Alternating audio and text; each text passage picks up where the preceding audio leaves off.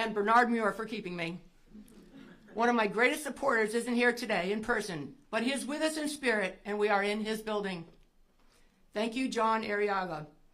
Once, about 10 years ago, I seriously considered retiring and went to dinner with John. He had heard I was thinking about it, and he told me that was a bad idea. I told him I was exhausted. He recommended I take the summer off. His support was critical for me to take the time I needed. No one has cared more about Stanford and Stanford athletics than John. I'm so thankful for the love and support from the entire Arriaga family. Thank you, Joya, John Jr., and Laura. Thank you to Helen and Peter Bing for supporting our team as scholarship donors and financing our trip to Italy. Thank you to Tony and Linda Meyer for your annual barbecue and pool party and attending all of our games. Thank you to Jesse and Mindy Rogers for supporting the Women's Sports Foundation Legacy Fund, Scholarships, and Lifetime Cardinal. Thank you to the late Setsuko Ishiyama and her family, Nelson, Terry, Julia, Patricia, and Margaret, for endowing my coaching position. Thank you to all our exceptional donors for your contributions to endowed positions and scholarships. Coming to Stanford wasn't an easy decision for me. I initially said no to Andy Geiger. He asked me why, and I told him, I don't know enough about Stanford, so he said, come back. I actually learned a lot about recruiting from Andy. On my second recruiting trip to campus, I met the track coach, Brooks Johnson. Andy had instructed Brooks to keep walking me around campus until I said yes. We walked, and not only did I say yes to Brooks, but we became best lifelong friends. He is my soulmate. Thank you, Brooks. As I said, I am part of a great team. From the beginning, I've understood the importance of outstanding assistant coaches. I have always had incredible assistants. Thank you to Amy Tucker, who along with Julie Plank and the late June Doherty came with me from Ohio State back in 1985. Amy, I'm so grateful for your confidence in me. Thank you for the sacrifices you made to come to Stanford. Amy called me the first summer to tell me about a great guard. I asked, does she have grades? Amy said, yes, but there's a problem. She's from Tennessee. I said, ooh, that's a problem. But Jennifer Azzi came to Stanford and became the first All-American.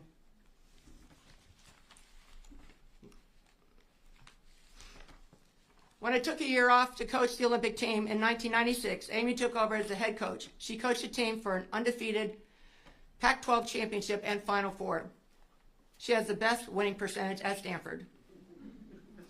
Thank you to Associate Head Coach Kate Pay. I love working with you. Kate is a phenomenal coach. She is knowledgeable, an excellent communicator, and totally invested in Stanford. Thank you to Katie Stedding. I'm so thankful for your loyalty and hard work. Katie was our first player to sign at Stanford. She was a key to our 1990 championship, along with being a member of the 1996 Olympic team. Thank you to Tempe Brown for coming back this season. I appreciate your calm, mature demeanor and how you always would check to make sure I was wearing matching shoes. Thank you, Bird. Erica McCall for joining our staff this season after a wonderful pro career.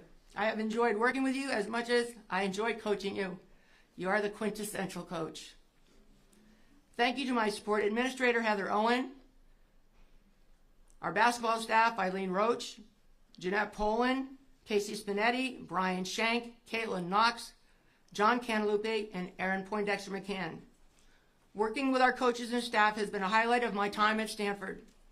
I have thoroughly enjoyed the opportunity to plan, strategize, argue, lots of my ideas get shot down, and laugh with such great colleagues. Thank you for making work so much fun. I would be remiss if I didn't recognize the women's basketball coaches, sorority, and fraternity for their friendship and competition. Thank you to the giants of our game who I have admired: Pat Summitt, Jody Conrad, Gino Ariema, Seal Berry, Andy Landers, Muffet McGraw, Nancy Darsh, Kim Mulkey, Lisa Bluter, and Dawn Staley. I also want to thank the other coaches at Stanford who I have learned from and cheered for. When I first came to Stanford, it was very intimidating to be in the company of people like Dick Gould, 17 NCAA championships, Bill Walsh, Skip Kenny, but in fact they were welcoming, helpful, and supportive. Once I was walking into the athletic department following 5-time NCAA champion Dante Dedamonte, I thought to myself, if he can do it, I can do it. We did win a couple of championships, and later, in the same spot, I met Sadao Hadama, who had coached the gymnastics team. And I said to Sadao, what got into you winning? He said, Tara, I said to myself, if you can do it, I can do it. Working and learning alongside great coaches and great people like Mike Montgomery, Trent Johnson, Johnny Dawkins, Tyrone Willingham, Jim, who has it better than us, Harbaugh, David Shaw, John Dunning, Mark Marquis, Greg Meehan, Ann Walker, John Tanner, Lou Fruit, just to name a few, has been inspiring.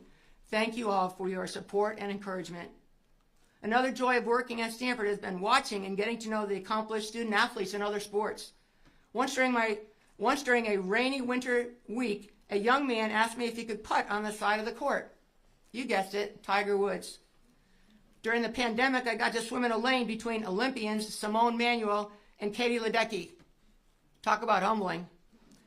I've rebounded for Mark Madsen and led Andrew Luck and Christian McCaffrey and the football team onto the field as their guest coach. Most importantly, I want to thank all of the women I have coached at Stanford. I admire and respect the dedication that our student athletes have to excellence in the classroom and on the court. As their coach, I have aspired to help each player get to a place they couldn't get on their own. I've wanted to be a coach that I would want to play for. Someone who works very hard to give our team the best chance of being successful, along with a person who demonstrates empathy and compassion. Through the game of basketball, I have taught the importance of teamwork, hard work, discipline, determination, unselfishness, and resilience. I've had many former players tell me the demands of playing basketball have helped them be successful in their careers. Most importantly, I've wanted our team to have fun and be great teammates. Our players have been inspiring and motivating. When I asked the 1990 team members to write down on an index card, what is your contribution to the team? Walk-on Angela Taylor, who rarely got in the game, wrote, spread sunshine. We won the NCAA championship. When I asked Chris McMurdo, an incoming freshman, as we drove onto campus, on Campus Drive, what are you thinking about? Instead of the expected answer, she said, I want to make a difference in this world. She's a doctor now. When our national team was in Ukraine in January, our bus was leaving for the airport at 3:30 a.m. As we boarded the bus, 12 to 15 women, shivering in thin coats, were begging. Everyone, including me, walked right by, ignoring them. Not Jennifer. She reached in her pockets and gave them her money and then opened her suitcase and gave away her clothes. Everyone on the bus followed Jennifer. After losing, arguably, the toughest game ever to Old Dominion in 1997, the players were inconsolable. Jamila Weidman commanded the room. Pick your heads up. I would rather lose with you than win with anyone else.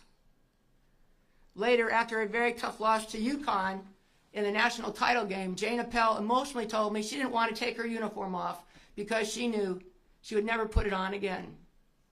I have so many stories of how the people I have coached have motivated me, influenced, and inspired me. I have learned so much from each player. I'm eternally grateful for having them in my life. I am incredibly proud of the Stanford sisterhood. We've had real sisters. Carly could find Bonnie open anywhere on the court. Nneka was another coach for Chennai, and Lexi and Lacey competed daily. In tough games, the sisterhood is a key to victory. It was very exciting this season to win 3 overtime games.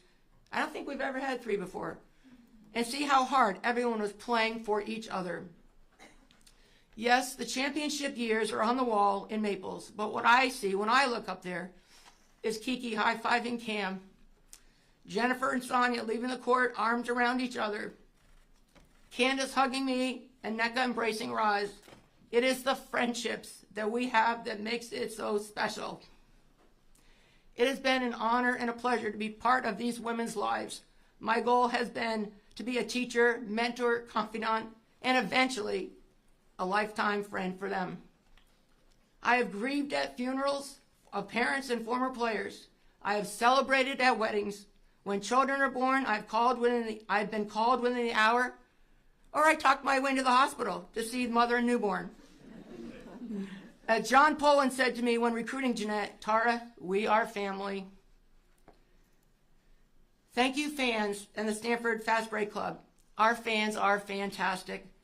It has been thrilling to see the attendance at our games go from being able to count on my fingers and toes the number of people in the gym to sold-out Maples. I will be sitting up with you next season cheering for our team. I'm very sad about losing the great Pac-12 conference.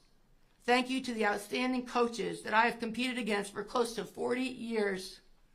Thank you to our conference administrators, conference game officials, and Pac-12 network. Thank you, media, for your coverage of our teams through the years. What a pleasure it has been to get to know Dwight Chapin, Elliot Allman, Darren Sabeta, Tom Fitzgerald, Ann Killian, Michelle Smith, Scott Osler. It's a big game if all three from the SF Chronicle are here. Marissa Injami, Joan Ryan, Janie McCauley, Anthony Flores, Cheryl Coward, Michael Roberson, Jason Dumas, Aaron Wilson, Kate Rooney, Vern Glenn, Gary Radnish, Ashley Adamson, and Mary Murphy. Thank you for telling the stories of our games and great players. There's a young girl out there who will watch or read about Stanford women's basketball, and her dad will say to her, basketball will take you everywhere. Questions? Thanks, John.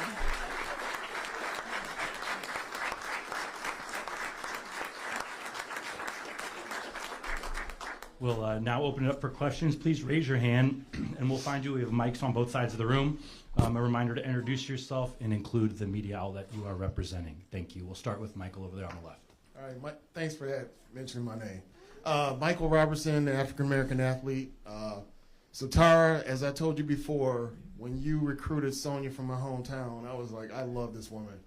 And then when you guys won the championship, it was awesome. So I also want to thank Brian Rizzo for finally getting me credentialed to cover you guys way back in 2010. It's been a pleasurable ride to see you this whole time. So how would you surmise how it ended with you had all these great players during this time frame I covered you guys, like NECA, and then you go to Kiki and Cam to end this your career? You know, Michael, thanks for being here today. I honestly have to pinch myself and just say, wow, what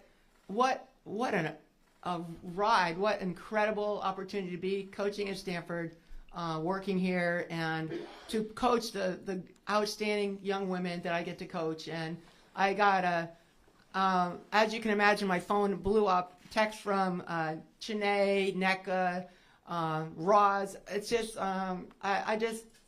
I can't imagine a better life.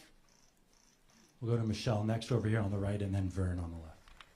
Hi, Michelle Smith from The Next Tara. Can you take us through your decision process, how long you've known that you were going to make this announcement, and what the tipping points were for you? Well, you know, I went into kind of this year extremely motivated. We had a motto, best year ever, and it's been a fantastic year. And I just really wanted to enjoy every practice, every game, and after every year, I really evaluate it. I probably retired at least 20 times in my mind. You know, I mean, it's hard work. You are exhausted after the season, and so I wanted to give myself some time when our season was finished, and just really, you know, make sure I knew that this was what I wanted to do. So, but the time has felt right. I want to just say that it has nothing to do with going into the ACC. That was a motivator to want to stay to play that competition, because I think it's going to be a great, great league.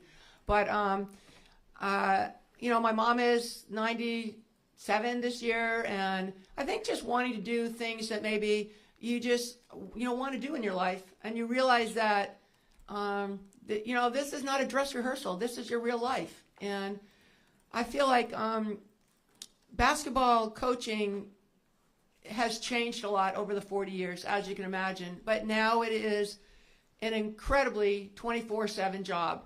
And even if you're on vacation, I might be water skiing at the lake, but I'm on the phone recruiting. I've got, a 4 o'clock call, 4:30 call, and sometimes it's just, you're ready. And I just felt I'm ready. I never really thought I would be. I kind of just felt like maybe I would, kind of just keel over on the bench. But, I just, because I love it. I love it. I love it. And I told our team this yesterday that the hardest part is that this year's team made it really hard. Just such great young women, hardworking. Did we want to go further? Yes.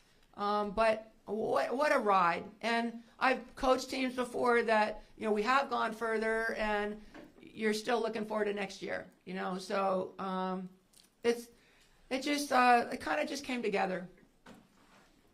Vern? Coach. Hi, Vern. Hi. This is strange. Anyway, do you go through maybe like a personal checklist? I mean, when you decide to do this, do that, because they say you want to leave, but you want a little left in the tank. So for you, I mean, was it a matter of that before you said, okay, adios?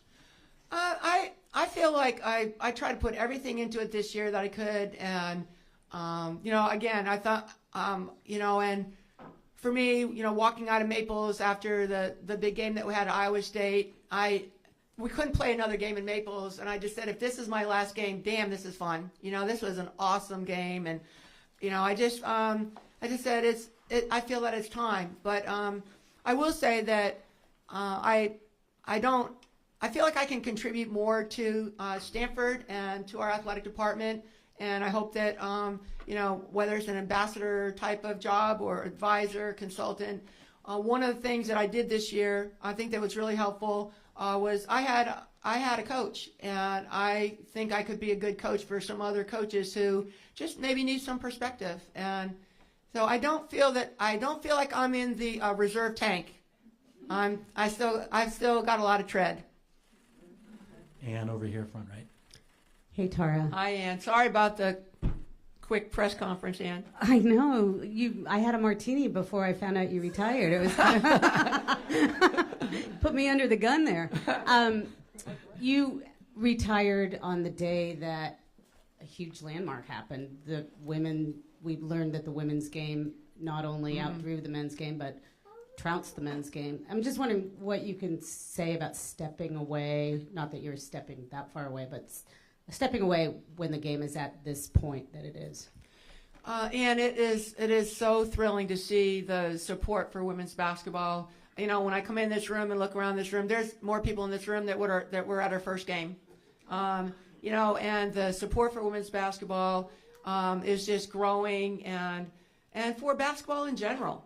It's very, very exciting, and I do feel that you all as members of the media are so important to the growth of our game, and it's where we are now is because people are watching and learning and getting to know these outstanding players.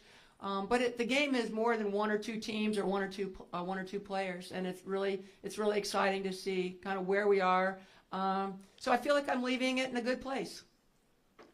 Next we'll go Cheryl in the back row, and then Janie here in front. Cheryl Coward, hoopfeed.com. First of all, I just want to say thank you for all you've done for the sport, for being a beacon for women's basketball and women's sports in general. Thank you, Cheryl. Thank you very much.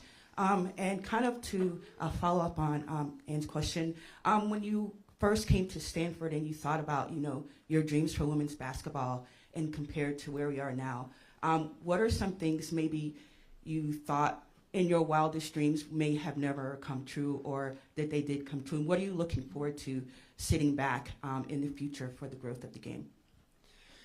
Well, obviously, I never really played growing up except for having the best ball, so the boys had to let me play in their games, or I'd be out shooting by myself, and I would be dreaming about what is happening for these women now, going to a full stadium, being on television, just all the excitement that is part of the game now. So I even as a young girl, I could see it, and I always believed in it, and that's kind of maybe why I went into basketball and have been able to do what I've been able to do. But I really had a vision as a young girl that this is going to be something really exciting. And, going to the Olympics, and we had, 40,000 people at our game there, the, television coverage. We're just scratching the surface of not only how good we're going to be, but just how exciting it is going to be. Let's double the numbers. Go to Janie in front. Hi, Tara. Janie McCauley from Associated Press. Thank you. I'm going to keep it at that because I want to keep myself calm and collected here. But Tara, this is a unique situation where you know who will replace you, and it's Kate Pay, and I think that's says a lot for what the relationship you've had with Bernard. But what does that mean to you? The fact that the program won't go through a drastic overhaul and change, and your staff will largely be intact, and you have someone who's been there Right. next to you for 17 years and played for you. I mean, that's pretty unique and special. It is. Thank you, Janie. When Bernard said I was his security blanket, I'm thinking Kate's been my security blanket. So Bernard's just a different blanket. Kate is going to be awesome. I've loved working with Kate. She's brilliant, hardworking, is a great communicator. She loves Stanford and loves the players here at Stanford. No one will outwork Kate. And I think a lot of, she's paid her dues. She's had opportunities to be a head coach other places, and she has been incredibly loyal. I just cannot say enough good things about her. I want to be back up here and have a chance to say more when it's her day. Thank you. We'll go to Ben over there on the left. Over here. Hi, Tara. Hi, Dan. Ben Parker, CardinalSportsReport.com. Tara, just what's been the kind of key to your kind of evolution as a coach from when you got to Ohio State to now, and just you've always been able to kind of adapt and change? Just kind of what's been the key to that? I would just say that I really feel like I'm a lifetime learner.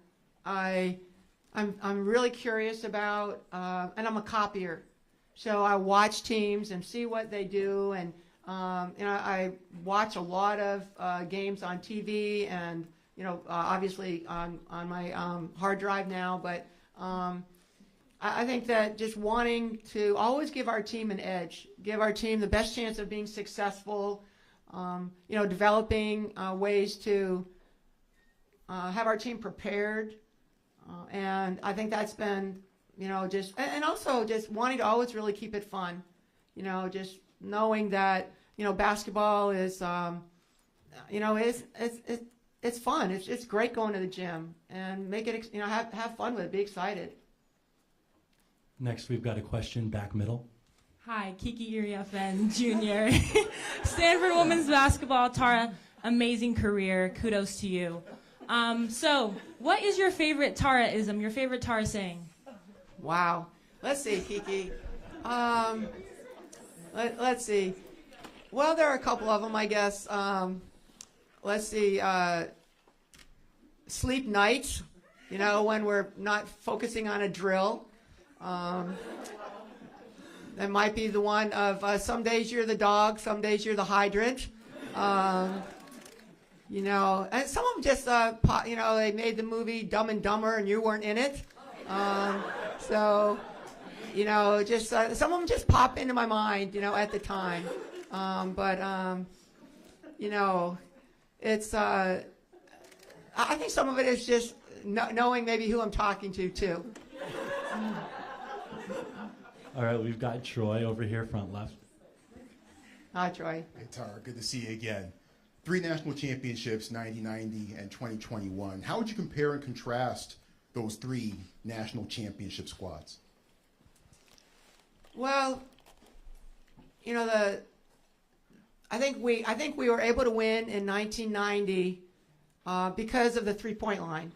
When the rules changed and the three-point line was adopted, that became more our style of basketball. We weren't like this big, kind of inside team, but we were more of a shooting team, and that's where I think Jennifer and Katie kind of led the way. Sonia Henning, we had real good perimeter shooting. We took advantage of the 3-point line in both of those years. And then in I think one of my players, Stacy Parsons, says just have a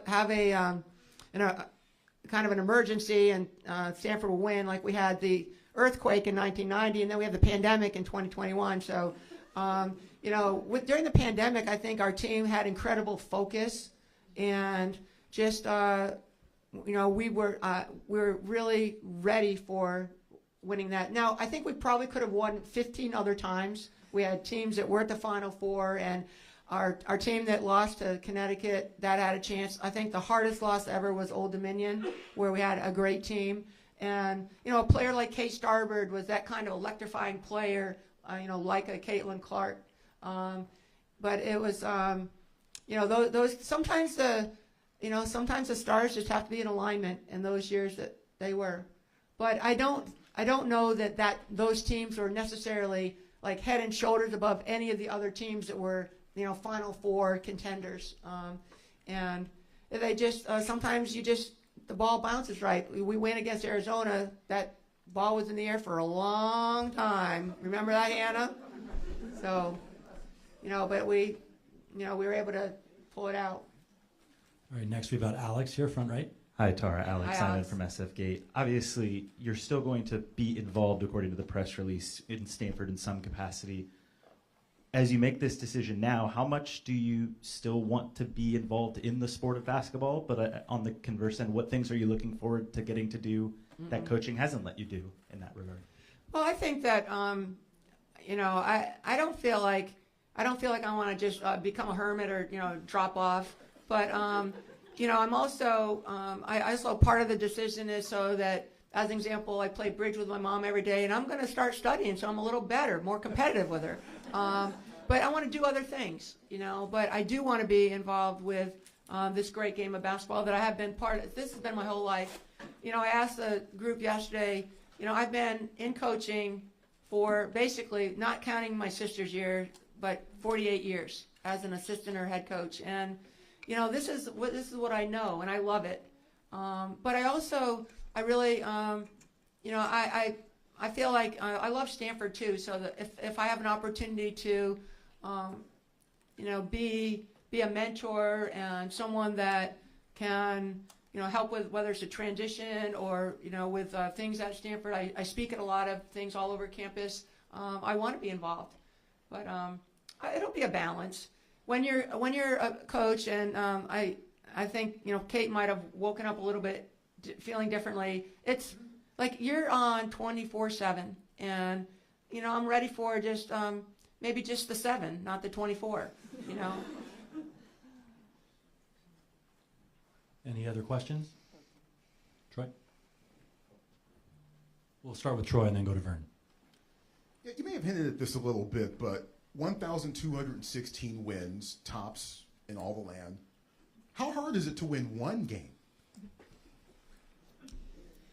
Well, I remember my very first coaching game at Idaho, and it might have even been an overtime game. John could check on it, or it might have been, but I remember it was a really close game, and a team came over, and I said, okay, we were up. I think we were up we were up 3, and the other team had the ball, and I just said, all right, so all we got to do is let's play great defense and not foul. We went out, fouled, they hit the shot, and it was overtime. I said, well, this is going to be harder than I thought. Coaching is hard work, but it is incredibly rewarding. And I think I just love coming to the gym. I will admit I think I enjoy practice more than the games, and I will say that I hate losing more than I enjoy winning. I'm probably someone that looks at, well, what could we have done better? And no matter how we played, try to think about that. But it's there's no better job. I mean, I've lived just a charmed life, and I'm so fortunate. Vern? Yeah, Coach, just following up on your mom. I mean, I know you've got these bridge games in front of you. What did your mom say when you called her and you told her? Well, I told our team before I told my mom.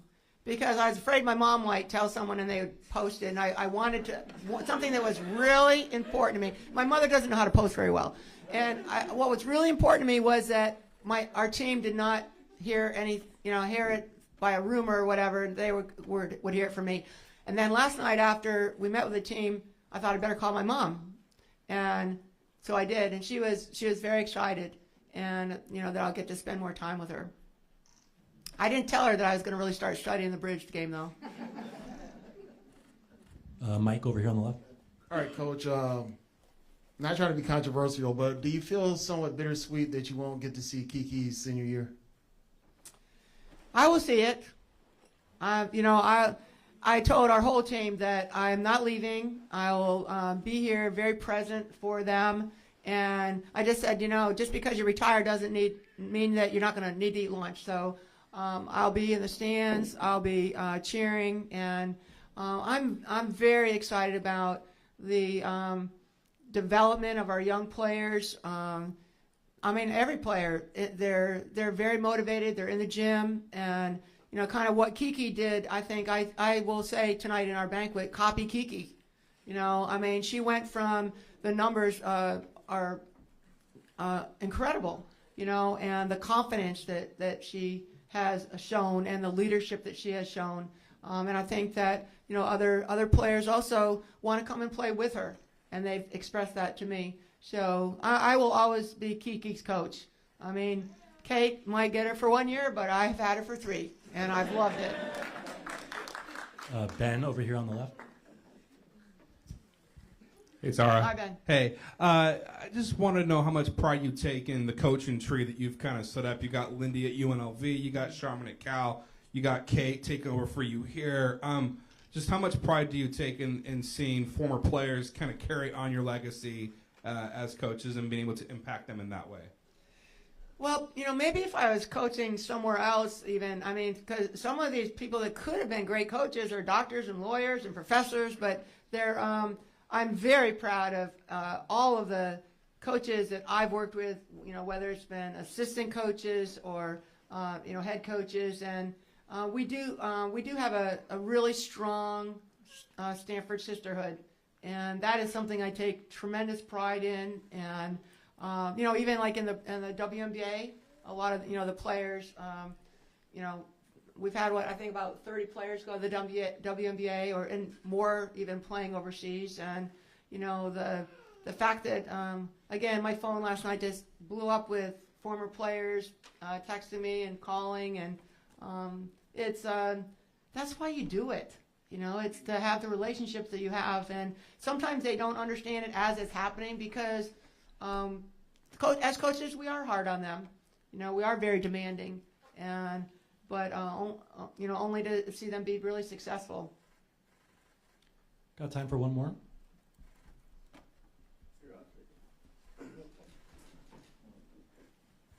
Hi, Tara. Larry Moody. I'm the former mayor of the city of East Palo Alto. I'm presently with Job Train as a government affairs person who you've supported us for decades. And my question to you is, first of all, I want to say thank you on behalf of the community of East Palo Alto, because as long as I've known you, you have always made it a point to bring the women's basketball brand into our community.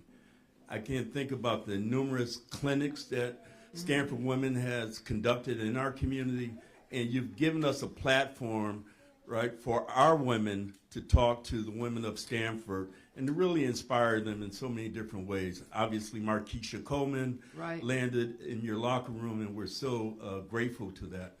Talk about the motivation to make sure that your student athletes had an opportunity to see another community in the way that you presented us.